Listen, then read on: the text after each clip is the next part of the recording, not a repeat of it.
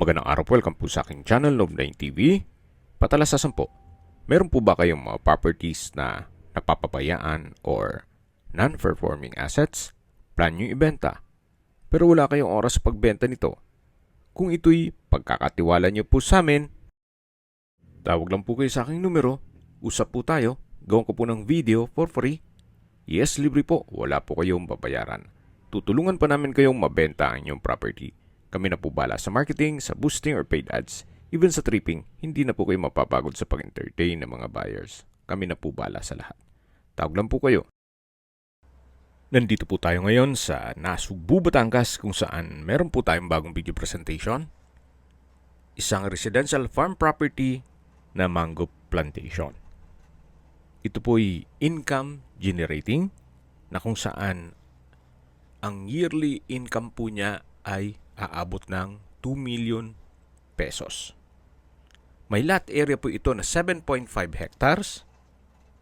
Then, expandable po ito hanggang 15 hectares. Yung tinutukoy ko pong income na 2 million pesos yearly ay para lang dun sa 7.5 hectares.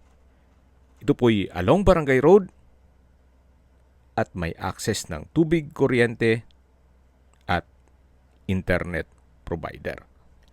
Tungkol naman po sa dokumento nito, ito po'y titulado, buhay po ang may-ari, kaya wala po kayong maging problema sa documentation o sa transfer ng title. Tunghayan niyo po itong napagandang lupain kung saan napakatahimik po ng lugar, sariwa ang hangin, at sa klima naman po, banayad lang. Hindi naman siya ganun kainit at hindi naman ganun kalamig.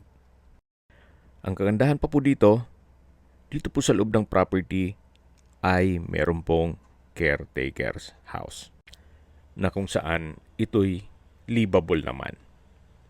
Actually, malaki na rin po itong bahay. Hindi ko na po didetalye yan. Gawa ng yan po'y for free. Kumbaga wala na pong value. Si owner is selling this property as lot only. So, hindi na po maiwasan yung mga komento na kaisuluman ang bahay. Pinakita ko lang po sa inyo para at least meron pong magiging caretaker's house na livable naman at hindi po ganun kaliit. Malaki po yan. Then sa dulo po nitong property ay meron pong ilog na isa po yan sa mga dinadayo ng mga taga rito, especially pag summer. So sa likod po ng property ay karugtong po nitong ilog na pinapakita ko sa inyo. Sa unahan po nito, yung part na may tulay, ay dun po pumupunta yung mga naliligo.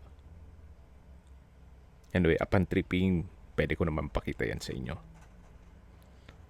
So, dito po sa loob ng property, ay meron pong mahigit kumulang na 200 puno ng mangga. Ang karamihan po ay kalabaw at meron din pong ilang piko. May ibang fruit-bearing trees din po, gaya ng saging, langka, papaya, kalamansi, nyog, at marami pa pong iba. May frontage din po ito na 200 meters, more or less. Gawa ng ito'y along Barangay Road. At habang naglilibot po tayo, pag-usapan na natin ang distance, location at travel time.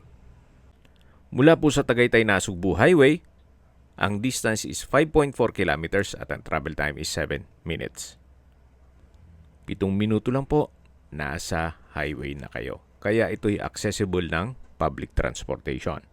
At marami din pong bus at van na dumadaan doon, biyaheng Lemery o Nasugbu going to Manila o Parañaque Integrated Terminal o PTEX. Mula naman po sa Walter Mart Nasugbo, ang distance is 9.4 kilometers at ang travel time is 13 minutes.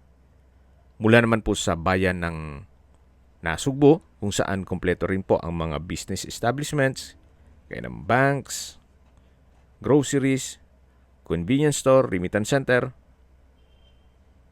restaurants, fast food, at mga government offices, even beach resorts, at hospital. Ang distance is 10.9 kilometers at ang travel time is 15 minutes. At yan po yung lagi kong binabanggit sa aking video na dapat nyo i-consider sa pagganap ng property, yung meron pong malapit na hospital. Hindi ko naman po sinasabing sakit din kayo. Yan naman po for emergency purpose lang naman. At mula naman po sa Twin Lakes, ang distance is 32.5 kilometers at ang travel time is 34 minutes. Mula naman po sa Manila o sa airport, ang distance is 107 kilometers at ang travel time is 2 hours and 20 minutes. Okay, sa presyo na po tayo. Binebenta po ito ni owner sa halagang 600 pesos per square meter. Kung may mga katanungan po kayo, tawag lang po kayo sa aking numero. At sa mga kababayan naman natin na sa ibang bansa, meron po akong WhatsApp, Viber at Telegram. Same number lang po, 0917-316-3399. Sa mga nagtatanong naman po ng aming Facebook, meron po aming Facebook page na Nov9TV at Facebook Real Video. Meron din pong TikTok at Instagram. May ibang YouTube channel po kami, the Nov9TV channel, Nov9TV Listings, Nov9TV On The Spot, Nov9TV Updates,